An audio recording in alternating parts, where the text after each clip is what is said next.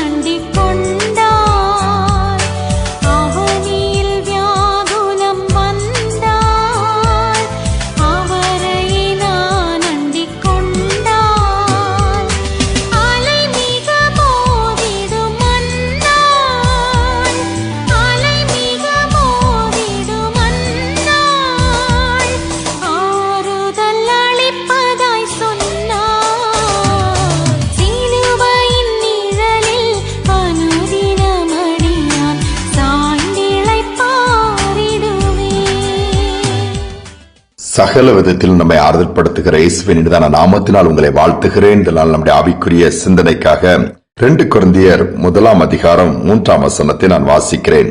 நமது கர்த்தராகிய இயேசு கிறிஸ்துவின் பிதாவாகிய தேவனும் இரக்கங்களின் பிதாவும் சகல விதமான ஆறுதலின் தேவனுமாயிருக்கிறவருக்கு ஸ்தோத்திரம்.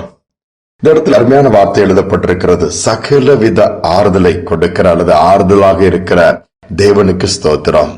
எப்படிப்பட்ட பாடுகள் இருந்தாலும் பாதைகள் இருந்தாலும் அநேக நேரங்களில் ஆறுதல் படுத்த முடியாமல் தவிக்கிற நேரத்தில் நம்முடைய ஆண்டவர் அவர்களை ஆறுதல் படுத்தி விடுவாராம். இன்னைக்கு நம்முடைய வாழ்க்கையில் ஒருவேளை பாடுகளின் பாதையில் கடந்து போகலாம். நாம் போய் கவலைப்படாதங்க, தைரியமா இருங்கன்னு சொன்னா நீங்க ஈஸியா சொல்லிருவீங்க. நான் படுகிற பாடுகள் எனக்குத்தானே தெரியும், நான் போகிற பாதையின் உள்ள வேதனை எனக்குத்தானே புரியும் என்று சொல்லி பல விதத்திலே பதில் வருவதை நாம் அறிந்திருக்கிறோம். இயேசுவினுடைய வாழ்க்கையை பாருங்கள். எல்லாவித பாடுகளின் பாதையில் அவர் கடந்து சென்றார். அவர் பசி என்றால் அவருக்கு தெரியும், பட்டினி என்றால் அவருக்கு தெரியும், வனாந்திரம் என்றால் அவருக்கு தெரியும். அவருடைய அநேக நேரங்களை வனாந்திரத்தில் செலவிட்டார். கைவிடப்பட்ட நிலைமை என்றால் எப்படி என்பதை சிலுவையிலே அவர் தொங்கும் பொழுது அதிகம் அவர் அனுபவித்திருக்கிறார். காட்டிக் கொடுக்கப்பட்டார், மறுதளிக்கப்பட்டார், என்னுமாய் புறந்தள்ளப்பட்டார், அடிக்கப்பட்டார், நொறுக்கப்பட்டார், வஸ்திரத்தை உரிந்தார்கள், அவமானப்படுத்தப்பட்டார். ஒரு பெரிய லிஸ்டே கொடுக்கலாம். அவருடைய பாடுகளை நினைத்து பார்த்து அந்த பாடுகளுக்கு ஈடாக நம்முடைய பாடுகள்லாம் வரவே வராது. நாம் பாடுபடுகிற, நாம் கடந்து போற பாதைகள்லாம் ஒன்றுமே கிடையாது. அவ்வளவு கடினமான பாதையிலே தேவகுமாரனாகிய இயேசு மேன்மையெல்லாம் தொடர்ந்து பூமிக்கு வந்ததினாலே நமக்காக அவைகளை ஏற்றுக்கொண்டார் என்று வேதம் சொல்லுகிறது. அதனால் அவரால் ஆறுதல் படுத்த முடியும். பசியோடு இருக்கிறவர்களுக்கு ஆகாரம் கொடுத்து அவர்களை பசியை போக்க முடியும். பலவீனமா இருக்கிறவர்களுக்கு பலன் கொடுக்க முடியும்.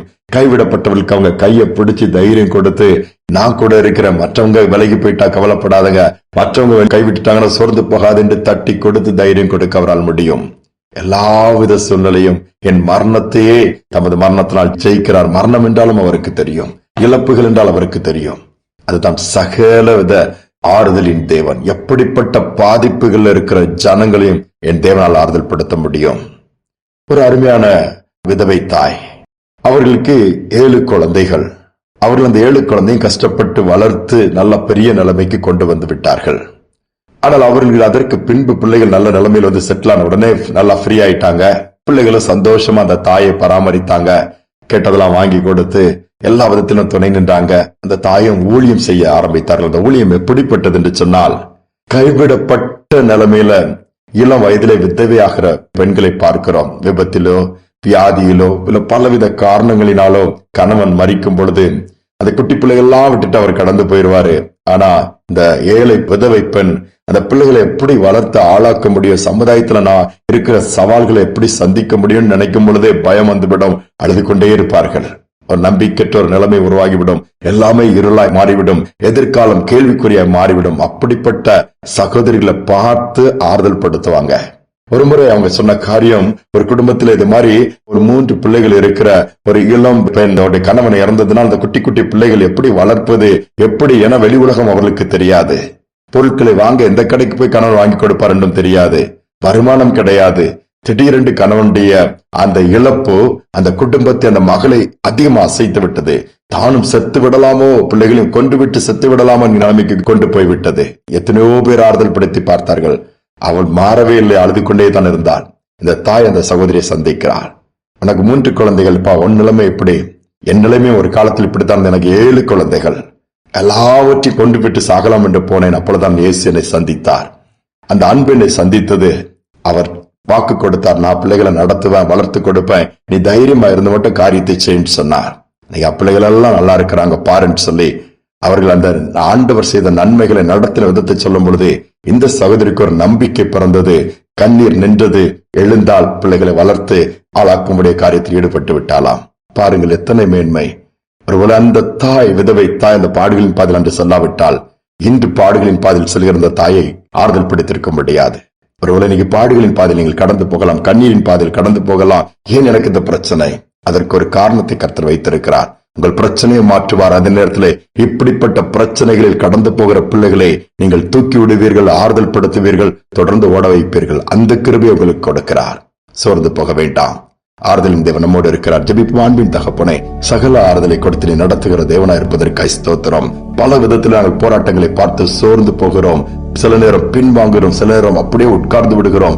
எல்லாமே எதிராக மாறிவிட்டது, எல்லாமே பலவீனமாய் போய்விட்டது, எல்லாமே இழந்து விட்டோமே, நம்பிக்கை இழந்து போய் இருக்கிற பிள்ளைகளுக்கு ஏராளம். அப்படிப்பட்ட பிள்ளைகளை கண்ணோக்கி பார்த்து எந்தெந்த பாடுகள் அவர்களை நீ பாதித்திருக்கிறதோ அந்த பாதிப்புகளை நீ மாற்றி ஆறுதல் படுத்த வல்லவராய் இருப்பதற்காய் ஸ்தோத்திரம். அதே நேரத்தில் அப்படிப்பட்ட பாதிப்புகளுக்குள் கடந்து போகிற பிள்ளைகளை உம்முடைய பிள்ளைகள் ஆறுதல் படுத்தி தூக்கி விடுவதற்காய் ஸ்தோத்திரம். தைரியப்படுத்தும். நாள் முழுவதும் கரம் இருக்கட்டும். துதிகனமை ஏற்றுக்கொள்ளும். இயேசுவின் நாமத்தில் பிதாவே, ஆமேன், ஆமேன். கடந்து போற பாதை பாடுகளை குறித்து கவலைப்படாதங்க, அவைகள் மாறும். அந்த பாதையில் கர்த்தர் ஆறுதல் கொடுப்பார். அதே நேரத்தில் அப்படிப்பட்ட பாதைகளில் ஆறுதலற்று தவிக்கிற பிள்ளைகளுக்கு நீங்கள் ஆறுதலா இருக்க போகிறீர்கள். அந்த பாக்கியத்தை கர்த்தர் கொடுப்பார். இந்த சிந்தனையோடு இந்த நாளை தொடருவோம். மீண்டுமாய் நாளை தினம் சந்திப்போம். கண்ணீரின் பாதையில் நடக்கும் போதெல்லாம் களிப்பான நீரூற்றாய் மாற்றிக்கொள்வார்கள்.